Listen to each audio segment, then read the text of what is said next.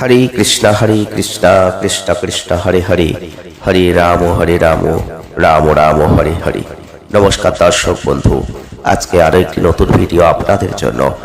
আজকের ভিডিওয় আমরা আলোচনা করতে চলেছি মার্চ মাস, আর মার্চের 20 তারিখ থেকে 29 তারিখ পর্যন্ত কেমন যাবে সিংহ রাশি বা লিও সাইনের জাতক বা জাতিকাদের, এই নিয়ে আমরা আলোচনা করব। আমরা আজকে আলোচনা করব যে বৃহস্পতির অবস্থান চন্দ্র রাশির সাপেক্ষে একাদশ করে।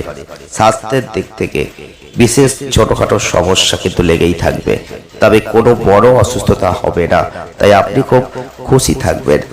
তবে আপনাদের স্বাস্থ্যের প্রতি কোনো ধরনের উদাসীন ভাব কিন্তু রাখবেন না। যারা সিংহ রাশি বা লিও সাইনের জাতক বা জাতিকারা আছেন, তাদের বলবো এই সময়টাই, মার্চের শেষ সপ্তাহটা আপনাদের সময়ে সময়ে যোগ ব্যায়াম করবেন, ধ্যান করবেন, অবশ্যই তাতে আপনি নিজেকে সুস্থ সবল রাখতে পারবেন। আর এই সময়ে আপনাদের আর্থিক অবস্থার কিন্তু উন্নতি হবে। এই সময় আপনাদের গৃহস্থালির প্রয়োজনীয় জিনিসপত্র কেনা সহজ হয়ে যাবে। এর ফলে আপনাদের পরিবারের সদস্যরা আপনাদের উপর খুশি হবেন। পাশাপাশি আপনি আরো ভালো কিছু করার জন্য প্রয়োজনীয় উৎসাহ পাবেন। আর এই সময়ে কোনো পুরনো ঘরোয়া কাজ স্থগিত না করে সেটা শেষ করার জন্য আপনাকে নিজে থেকেই উদ্যোগ নিতে হবে, কারণ সম্ভাবনা আছে যে এই সপ্তাহের ঠিক শেষের দিকে আপনাদের পরিবার এই কাজ সম্পর্কে আপনার সাথে কথা বলবে।